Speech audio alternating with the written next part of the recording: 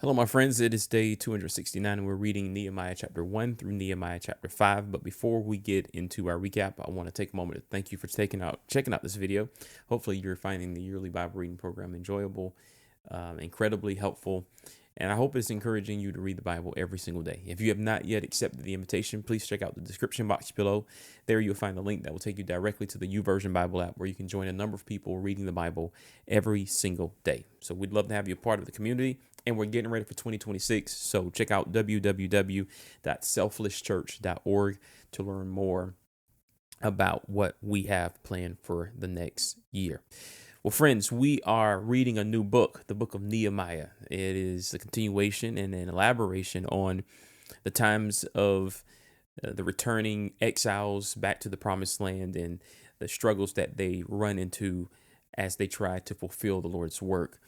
There are a few things that they're trying to do. First, they need to reestablish their spiritual relationship. And then secondly, they need to rebuild the city and its temple. And many would assume perhaps this is a very easy thing to do, but whenever you have opposition and you have limited resources and you have all the sort of things that make a physical project, such as the one that we're considering, very difficult, you can see why individuals would get discouraged and they would maybe even think that it's something that is not worth pursuing. Well, fortunately, the nation of Israel is led by, or at least influenced by, a number of incredible men and men and women. But in this respect, we have a list of men who are convicted by the cause, and they are convicted by the reality of God, even. And you see a tremendous amount of perseverance, commitment, and all sorts of things that are needed to take on the task that is before them. So we began to explore in the book of Ezra just how difficult these matters were and how difficult they are.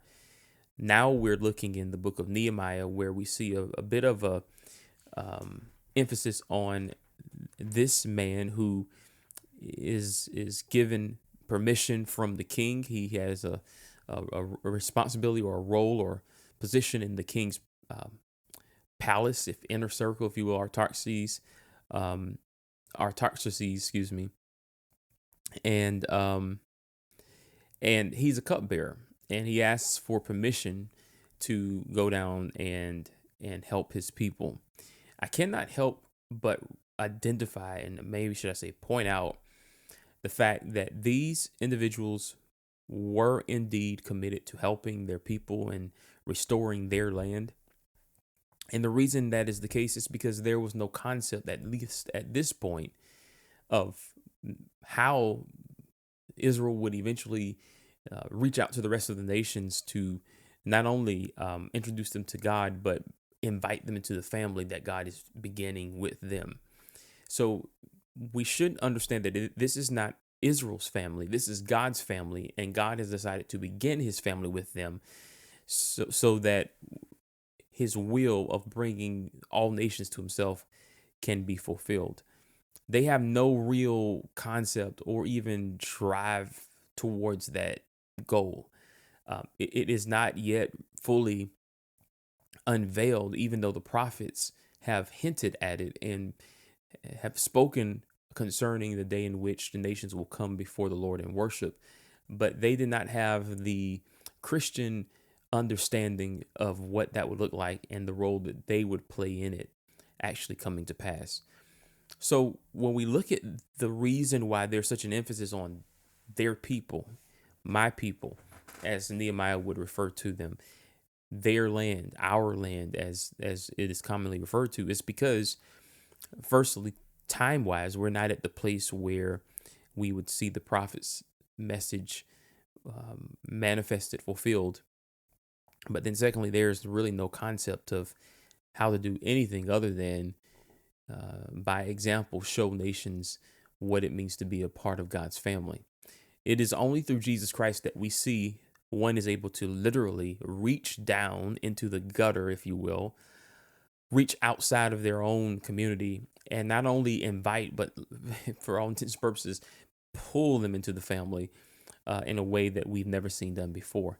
I often say that this is important because even if Israel would have had the mindset to do that, they would not have been able to fulfill that mission because they had their own sins to deal with, first and primarily. And then secondly, it was not for them to do. It was for the Son, Jesus Christ, to fulfill that. So all of this, I'm saying all of this because what we're reading, it actually has a lot to do with this very thing, this plan that God wants to fulfill through Israel to bring all nations to himself. And this is a part of the journey of them being able to do that. Now, Nehemiah is the central figure in this book. Ezra is also a supporting cast member. Uh, we have the king who is leading Persia. He gives Nehemiah the authority, the right to go to the land and travel. He even gives him resources. But then we have a few more characters, interesting characters, such as Sanballat and Tobiah and Geshem. You see these three individuals who are all from unique areas. You have, in particular, Sanballat is a Samaritan. He's a descendant of the Horonites, and this is important because what he's trying to do is get in on the plans to restore and rebuild Jerusalem, almost as to gain some vested interest in the land. But the mindset, the heart is not the same as those who are sent by God to rebuild the city. And so Nehemiah literally says to him that you don't have any role, any place in this. And the reason for this is because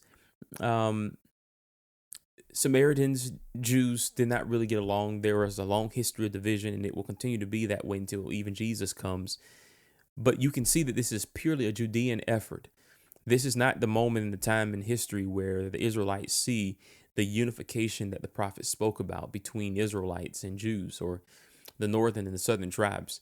They are still fragmented, and they are still going in their opposite directions, establishing their own institutions and remaining separate. So the vision, the opposition is not just from pagans who don't get it. There's some issues within the very family that God is using to build his family, and that is demonstrated through the participation of Sanballat in this whole ordeal.